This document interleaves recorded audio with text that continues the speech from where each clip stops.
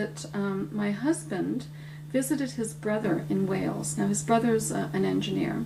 They were walking near a nuclear power plant, and the high voltage transmission lines were coming from the power plant.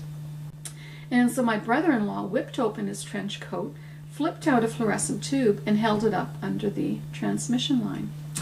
And the light lit up. So the fluorescent tube began to glow.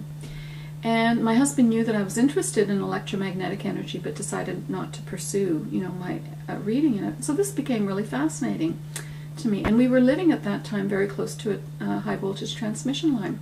So that evening, he had just arrived back from Wales, and that evening we drove down the road. I unscrewed the fluorescent tube from my kitchen, and I went down and I held it up under the power line, and lo and behold, it lit up. What was intriguing is that it actually lit up to where my hand grabbed it. So if I grabbed the light in the middle, it only lit up to my hand, and it was dark under here.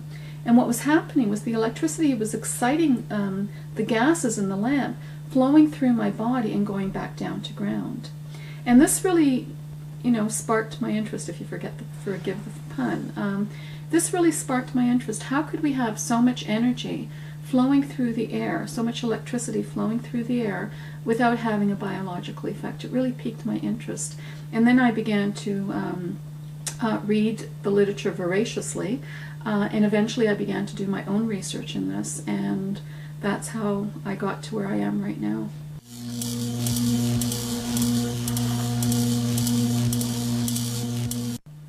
Well, there's something known as electrical hypersensitivity, and this is something that's accepted in Sweden as a disability.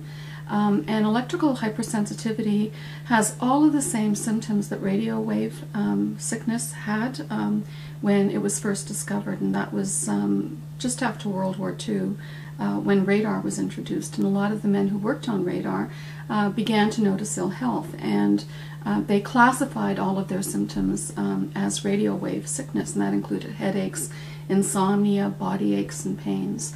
And these are the same symptoms that we're finding for electrical hypersensitivity.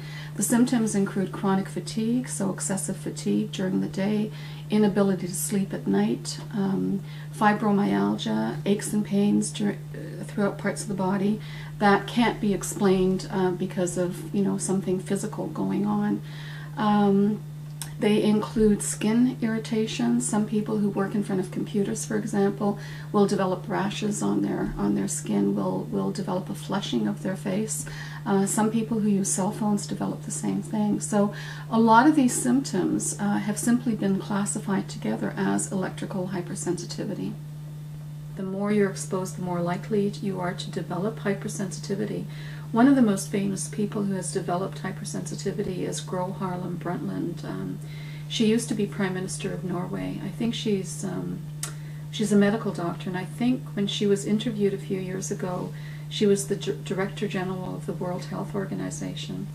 And well, people like that have to use a cell phone. You just, in this kind of society, you just have to use it. And she found that she started developing headaches when she used her cell phone. And so she stopped using it. And then she found that when people came into her office who had a cell phone in a briefcase, and the cell phone was turned on in the sense it was still transmitting where it was to the antenna, she began to develop headaches as well. And it was very hard for her staff to believe that you coming into my office would give me a headache even when you're not using your cell phone. And so they did a double blind with her. They put a cell phone, either had one turned on or turned off, and she would wait a few minutes and she'd say, okay, I'm developing a headache, your cell phone's turned on. She was right every single time she did that. And this is a woman who can no longer use a cell phone, can no longer be in the same environment with other people who simply have one on their person. And if her symptoms continue to get worse, you can just imagine, how unbearable her life is going to become. This is a person who probably won't be able to live near a cell phone antenna because you'd be constantly bombarded.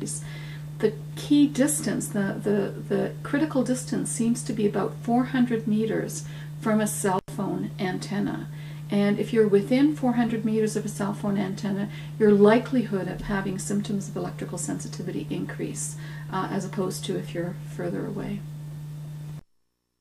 The California Health Department, June 2002 report states EMFs can cause some degree of increased risk of childhood leukemia, adult brain cancer, Lou Gehrig's disease, and miscarriage.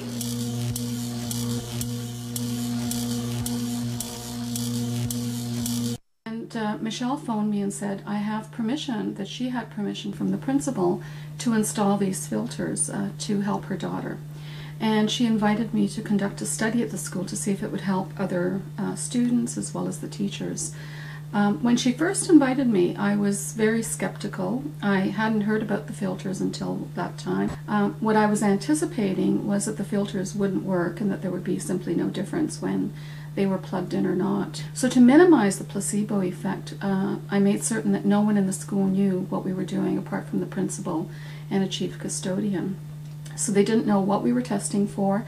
They didn't know anything about the filters. So when we put them in, it was not something that they would ever link with us, if indeed notice.